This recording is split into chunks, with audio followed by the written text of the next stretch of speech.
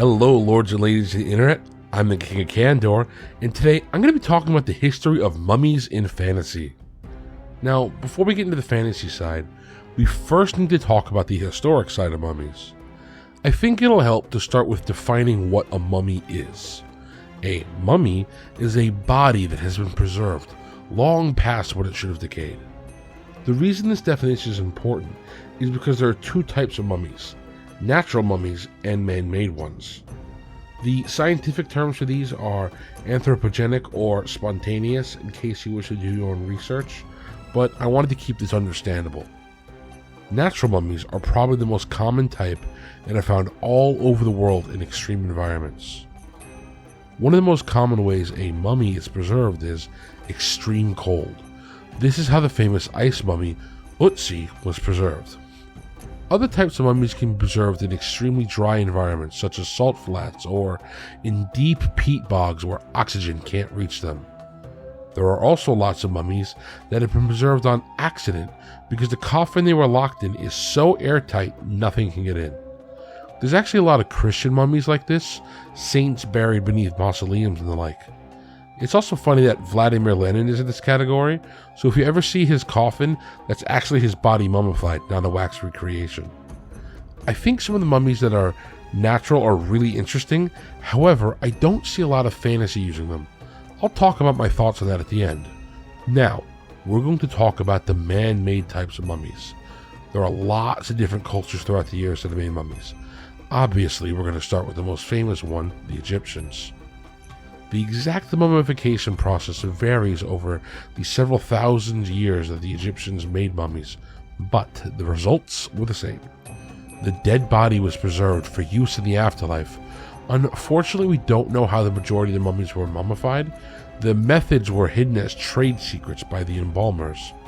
The only source that we have on it is Herodotus, writing about how he was told they were embalmed. This is in the Greco-Roman period, and mummies were around for thousands of years before that.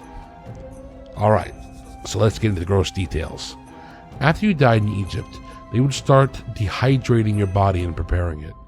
Your brain was definitely removed, and depending on the time period, some of your organs or all may not be removed as well. After the organs were removed, they would wash your body with spices and palm wine, with the heart being left in no matter what. Afterwards, they dried you out over 40 different days using different spices and the palm wine to remove oxygen and water from your body. After you were dehydrated, they would wrap your body in linen and seal you in a sarcophagus with your organs.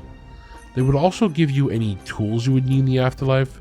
Depending on which dynasty you were alive in would change the exact method of mummification, but these rules generally followed for all of them.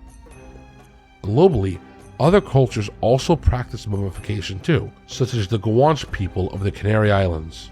Side note, this culture is incredibly cool, and if you want an easy place to steal ideas from for your next fantasy project, look here. The Māori people of New Zealand also have an interesting mummification ritual. Due to them having the facial tattoo culture called the moko, their heads and faces would become uniquely decorated in life. And when they were killed or after they died, their brains and eyes would be removed and the head would be mummified for a display. Something morbidly interesting. These heads became highly valued in the 1800s by Europeans who traded them with the natives for weapons. Now, these heads were not the shrunken ones. Shrunken head cultures are of the Amazon rainforest and are very similar to this, though they did trade with Europeans. Speaking of the shrunken head cultures, they did the mummification rituals for these heads. They were close, but not the same. However, it seems they only did their heads, whereas other American cultures mummified the entire body. The Aztecs have an interesting ritual for the mummy. They would dry out the body and then make it stiffen in a sitting position with cords and linen, and then wrap the entire thing in a cloth bundle. Then, after it was wrapped up, they would put a face mask on the cloth, usually with their name written on top. From here, we're not exactly sure what the mummies are used for. However, they usually appear in hieroglyphics such as the one on screen. The figure in the back with the little water possum dude is a mummy, and the figure to his right is his living successor. The little possum is actually a name, and I'm going to butcher pronouncing it, but it's Ahuizotl. Something really interesting about this guy is his son is the most famous Aztec emperor, Montezuma II. These Aztec mummies were more popular than regular mummies throughout most of American history until about the 1930s. A lot of the older American literature involving mummies actually involves these Aztec mummies, which I find kind of cool. Buddhist mummies are fascinating because this is the only time I've ever seen self-mummification be successful. Unfortunately, most of these bodies have been destroyed or are not able to be studied, but the few that we have seen are wild. In their final days, the monks would eat a lot of salt, nuts, and wood and tea that would help dry them out. They would then ask to be buried alive in a box full of salt with air. The air was pumped down and they would ring a bell to let people know they were still alive. Once the bell stopped ringing, they were dead. Something interesting is a lot of these mummies are currently covered in gold because they were dug up and put on display by Buddhist cultures who wanted to decorate them. The Capuchin catacombs of Palermo are a strange modern mummy culture. In the 1600s to the 1900s, this monastery would mummify the monks and other important local people. They didn't wrap them in cloth like the Egyptian ones, they simply embalmed them, and they're remarkably well preserved even today. The little girl on screen is Rosalisa, and she was embalmed in 1920. As far as I can tell, this is the most modern mummy culture, and it's the last time large groups of people were mummified. Since I just covered the most modern mummies, it might be fitting to touch on the oldest mummies in the world. We're going to start with the oldest naturally occurring one, which is the Spirit Caveman, or the Spirit Cave Mummy from Nevada. Yeah, that's right. The oldest mummy in the world is an American one. Go US! He was discovered near Fallion Cave in Nevada in the 1940s and is believed to be about 9,500 years old. This means he predates writing in most cultures. Heck, he predates agriculture in most parts of the world. Now, what about the oldest man-made mummies? To answer this question, we're going to have to go to South America, specifically in northern Chile with the Chinchorro culture. Here, the oldest mummy that we can prove was made by man is found. He is the one you see here, from 5050 BC. That's 2,000 years before the Egyptian mummies, and 7,000 years ago. The mummies here are fascinating because they're not elite burials like you see in Egypt. This seems to be the standard burial practice for the elderly, but children and even babies are shown. Interestingly enough, you don't see many middle-aged men and women, so perhaps the less productive members of society were turned into mummies? Regardless, the way that they prepared the mummies is kind of fascinating. They had three methods: the black technique, the red technique, and the mud technique. In the black technique, they ripped the body apart and removed all the flesh and skin. They then reassembled everything after drying and put an ash coating over all of it, filling in the gaps with more ash and grass, then painting it with a black manganese, which gives it its name. The red technique was much closer to the Egyptian one, involving cuts to remove the organs. Their heads were also removed so their brains could be taken out. They then attempted to reattach the skin and covered it all with a clay mask. They also packed the body with as many materials to make it look normal, such as filling up muscle spots with clay and using sticks to make you pose. Everything was then painted with a red ochre, which gives it its name. There is another technique called the mud coat, where they simply cover the bodies in a thick coat of mud and sand, which then allows them to paint the bodies anything they wish. After they were painted, they were cemented into their graves. Good luck fighting Brendan Fraser when you're cemented in place, I suppose. There is one more ancient mummy culture I want to talk about, and it's nearby. It's the Inca. Most Inca mummies are sacrifices that were left on the top of mountains. Usually they were children, which is sad, but there is one small funny detail. Because they were so high up in the mountains, they often were struck by lightning frequently, so they acted as a little bit of a lightning rod, which probably helped make people at the time assume they were doing something right with the divinity. The man-made mummies that we know were intentional are the Incan emperors and their wives. The Incan Empire is really interesting, with it technically not being a continuous empire, but instead several small empires owned by whoever conquered the territory. Think of it like this. If your dad had conquered all of Germany, when he died, that was still his land, and you would have to go out and conquer France to have your own kingdom. Your father would be mummified, and then a group of scribes would run his land for him.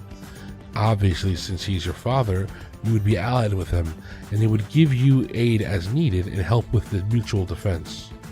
This is how the empire got so big so quickly, and is also quite interesting if you wanted to adopt a lesser-known mummy culture into fantasy. Now, when was the first use of mummies in fiction? From what I can find, it's The Mummy, A Tale of the 22nd Century, by Jane Wells Webb Loudon, written in 1827. This story follows the ancient pharaoh Cheops as he is brought into the 22nd century. A mixture of science and divinity bring him here, and he acts as sort of an advisor to the people of his era. What's really interesting is how Jane Loudon tried to predict the way that technology would evolve instead of only predicting social changes, as all other authors at the time have. For example, she predicted a steam-powered digging machine to help with mining and farming, as well as interesting stylistic choices, such as women wearing pants and having flaming hair dresses. I suppose at the time the pants would have been much more outrageous, but I think the flaming hair would be a much greater health risk.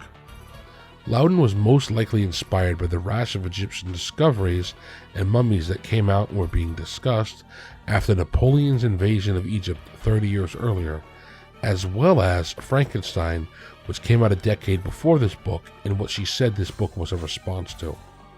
For the next 100 years or so, there are two types of mummy stories out there: the Mummy's Curse and the Beautiful Mummy. So, what is the Mummy's Curse? The curse is a vaguely defined set of bad situations that happen to somebody who either disturbs the mummy's tomb or steals from him. There are a lot of strange coincidences around the exhuming of some mummies, including a lot of unexpected deaths. Modern historians believe a lot of these deaths are related to bacteria or other invisible threats that existed in the mummy's tombs, which caused these people to die and the myths to spawn out from. Now, where did the idea of these curses come from? People online think the Mummy's Curse entered pop culture with the discovery of King Tut's tomb, which I will talk about much later, but that's actually false. A lot of scholars think it was popularized in 1869 by Louisa May Alcott, the same lady who wrote Little Women, after a short story called Lost in a Pyramid or The Mummy's Curse that has both titles. Although this is a popular origin point, I find it starting with a story in 1840 called The Mummy's Foot. Funnily enough, this also involves the beautiful mummy trope I mentioned earlier. Now, I'm not sure why, but from this point onwards, there are a lot of stories about a young man falling in love with a beautiful mummy woman. There are some interesting stories, such as The Jewel of Seven Stars by Bram Stoker, who also wrote Dracula, and The Ring of Thoth by Sir Arthur Conan Doyle, who wrote Sherlock Holmes. These stories, as well as others, have people around the protagonist falling for a mummy. I think this is related to how sexy Cleopatra is portrayed in media, and how many men want a woman like Cleopatra, so why not get a different Egyptian princess, I guess? Due to this, many Egyptian mummies are women into the 1900s. In 1922, the most important mummy ever discovered was found: Tutankhamun, or King Tut, who I mentioned earlier. His discovery is so important because it is the first fully intact mummy that we've had in modern science, and it also inspired a massive wave of interest in Egyptology. Due to a handful of unfortunate accidents and deaths around this mummy, we also gained the first Mummies curse stories spreading outside the mummy stories and myths. Several expedition members from King Tut's tomb excavation died in mysterious circumstances. However, when I look at the evidence, it seems like a lot of conspiracy theories instead of a curse. You would think that if this was a curse by the mummy, he would make it pretty obvious so nobody would screw with him anymore, but instead we have vague maybes and weird timings. The pop culture zeitgeist around mummies led to the making of the film The Mummy, which supplanted the romance mummies with monster mummies. In this version of The Mummy, we follow the story of Imhotep. He is a high priest who was punished for attempting to resurrect his dead lover, who's accidentally revived by an archaeologist reading a scroll in his tomb. He then casts a few spells and escapes off into Egypt, never to be seen again, or so the archaeologist thought. 10 years later, he tracks the archaeologist back down while pretending to be Ardeth Bey and tricks them into helping him find the tomb of his lost lover. Imhotep uses several mind control spells and his immense strength to get what he wants, until he is slain at the end of the film. Here, we see some of the beautiful mummy trope, as Imhotep can lure people in with his good looks, and he wants to turn the female lead into a mummy with him. This version of the mummy was also far more magical than previous versions, and redefined mummies for a while, until Universal remade the mummy in 1940 with a new mummy. In 1940, a sort of remake / reboot / reimagining thing was created called The Mummy's Hand. This film starred a new mummy named Karis, who had a similar backstory to Imhotep from earlier. He was punished for attempting to live forever using the tana leaves, which gave him immortality. For his crime, the leaves were all buried with him, and he was to be denied the afterlife. Several priests throughout the years have slowly kept Karis alive by feeding him a small amount of tea using these leaves. A group of archaeologists then stumble onto the tomb in an attempt to find the dead princess and her treasure. The priest then feeds a bunch of this tea to the mummy, which gives him life again. Karis is much less magical than Imhotep. He grunts a lot and swings around like a brute, acting more like Frankenstein's monster or another mindless large freak. And now, the two mainstream versions of the mummy have been created, the magical sorcerer or the grunting brute. Now I know I just spent all this time telling you about Egyptian mummies, but we need to go back in time for a minute. In the 1850s, the United States, a new monster began creeping up from the south, the Aztec mummies. While almost forgotten today, the Aztec mummies I mentioned in the historical part of the video are huge here. Undead Aztec warriors, Aztec sorcerers, and vengeful emperors all play a role in the pop culture of North America. Sensational tales such as the Squaw Hollow sensation in 1879 and appearances in radio dramas such as The Lone Ranger brought these great warriors to life. Sadly, they got swept away in the massive Egypt-based mummy craze that I talked about with the other films. The only modern appearances of Aztec mummies outside of Mexico I could find was an episode of Kolchak, which we know from the Rakshasa episode is important to D&D. By the way, click here to watch that episode if you're curious when you're done. H.P. Lovecraft also wrote several stories involving mummies. His mummies are either cultists of unknowable power or the unknowable powers the cultists wish to revive. This fits well into his world since the sands of Arabia and North Africa, where temples to the great old ones lie. It's also said that he wrote the short story Imprisoned with the Pharaohs that was allegedly written by Harry Houdini, but Lovecraft ghost wrote it. His mummies don't really have anything special, except they clearly inspired the fantasy mummies of D&D and the Call of Cthulhu game, which comes later. Dungeons and Dragons has a fantastic history with mummies, with them being made worse in my opinion lately. The original mummies were a terrible beast to behold. Simply touching one would give you a life-threatening illness. They used to make it so you could not heal. Your charisma would be drained permanently, and you would automatically die within 6 months from simply being near them. Your only hope was to be healed within an hour of touching one, and even so, that would have some permanent effects left on your character. Something interesting here is there's a typo in the first versions of the Mummy, which I cover in my 10 Unbelievable Glitches video linked here. It's said that they got their power from the positive energy plane, which is theoretically the opposite of the negative energy plane, where all undead come from. Instead of fixing this typo in the next printing, they ran with it and doubled down, making mummies unique as the only positive energy undead for a long time. This took the mummy away from the wizard and lich archetype you see in Imhotep and turned it into a fallen cleric. Not necessarily evil, but hostile to all those who come by and disturb the tombs or temple he guards. Over the years, mummies got more powerful and less powerful at the same time, with them being split into regular mummies and mummy lords. The regular mummies still had a handful of magic abilities, but acted almost like constructs or zombies shambling around. I think Karsus or earlier. The mummy lords had all the power and would be able to command some of the weaker ones. It was a nice synergy that would allow you to have a couple of weak enemies for a fight, while also saving the big powerful mummy for the boss battle. D&D also dove headfirst into the different types of mummies, with salt mummies and bog mummies, and a lot of the natural mummies being statted out.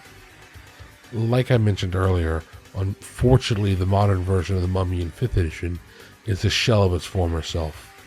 He's incredibly weak by comparison. He also doesn't have as many of his abilities, and they've removed his connection to the positive energy plane, making mummies kind of a sand version of a zombie or lich, which I find incredibly disappointing. Something I do find interesting is how mummies actually helped create the most iconic villain in Dungeons and Dragons. The module Pharaoh was the second published work of Tracy and Laura Hickman. They self-published this module, and it got enough attention from the people who created Dungeons and Dragons, TSR, they wanted to hire them full-time. They bought the rights to their modules, and using their design philosophy they learned while making Pharaoh, they would go on to make Ravenloft and introduce us to Strahd, the Vampire Lord. If you're curious about Strahd and vampires in general, click here to watch my History of Vampires and Fantasy video. The Hickmans also would then go on to make Dragonlance, which is one of the most iconic settings for Dungeons & Dragons, all getting their start with the little Pharaoh module. Warhammer Fantasy is pretty cool because it has the Tomb Kings, who are the Egyptians, and the Slan Mage Priests of the Lizardmen that are mummified Bactrians, fitting in with the Army's Mayan/Aztec theme. I think it's pretty cool that Warhammer has both types of mummies. You only see one typically. And if you go to Warhammer 40k, the Necrons are very clearly inspired by Egyptians and mummies. World of Warcraft also has a couple of mummies in its lore. Warcraft has mummies as part of the Scourge faction, and as something the trolls use for their dead. It's something I find really interesting about the troll mummies. The trolls are much more of an islander Jamaican style culture, so adding mummies to them is not something you would typically do, but I think it fits really well. The World of Darkness setting also has mummies, but they honestly feel like an afterthought. They have some unique stuff, of course, but it's very clear this setting is supposed to be vampires, and mummies were added in simply to fill out the world. Call of Cthulhu also has mummies, but they're pretty basic, as those are the ones that were used in H.P. Lovecraft's own writings, and other than being tied to the great old ones, there's not a whole lot of new added there. The only other mummies in fantasy that I want to mention are the mummies from Elder Scrolls. Daggerfall is the second game in the series. It had mummies as an enemy, but they're vague and generic since it is a desert setting. The type of mummy I actually want to talk about is the Draugr from Skyrim. I know Draugr are a type of undead from Norse mythology, but those undead are sailors who have fallen into the sea and drowned. In Skyrim, these are definitely mummies because they've been entombed, they are embalmed, their corpses are preserved, and they are honored. That right there is some interesting twists on the mummy, putting it in the middle of a Nordic land. I'm sure somebody was inspired by the bog mummies that are often found in Denmark, especially with their weird desiccated designs. So, how would you use mummy in your own setting? Obviously, if you have some sort of Egypt area or sandy area, that would be where you put them. But I think mixing and matching other cultural aspects would make them pretty cool and give you unique mummies. I can imagine an ice kingdom where the monarchs of old have died and turned into mummies. When the new king ascends to the throne, he learns a deep secret. These mummies are actually all still alive and act as his advisors. Think of the family shrine scene from Mulan. I personally really like the idea that Dungeons & Dragons originally had, with mummies being almost wholly undead, and when I try to keep something like that in mind when designing my own. I also find it strange that the process of mummification seems to be regional in a lot of fantasy, and I would strive to avoid that. If I'm going to have mummies, I would have them function similarly across the world. In my own setting of Enos, for example, there are several types of mummies. You have your typical Egyptian ones that live in the sand, and they have an Emotep power set where they can control the sands around them. Then, if you go find a bog mummy, they control the water and swamp stuff around them. Mummies are created from divine casters who wish to protect their temples and ancient places of power. Unfortunately, the magics that create mummies often cause their minds to decay, making them attack on sight any unfamiliar people. Well-prepared adventurers may be even able to speak to these mummies if they can convince them not to attack, and these mummies have great insights in culture and history. Unfortunately, some mummies are too far gone, or are evil people who simply use this transformation to gain power. Think of it like a weaker version of a lich. Something I don't ever see in fantasy is what happens with natural mummies. I like to imagine natural mummies have the same rules as regular mummies, where if you disturb their resting place, they get upset and angry. I really like the idea of a vengeful undead who curses those who are careless. In Enos, these natural mummies act kinda like a brute version of mummies in other games. Think about the 1940s mummy movie with Karas. That's probably who I'd point to. Bumbling, kinda stupid, no magic abilities. These are mummies who were done on accident by nature, as well as those who were criminals or hastily mummified in life. More powerful proper mummies would be more like Emotep and the mummy lords from Dungeons and Dragons with control over these lesser mummies.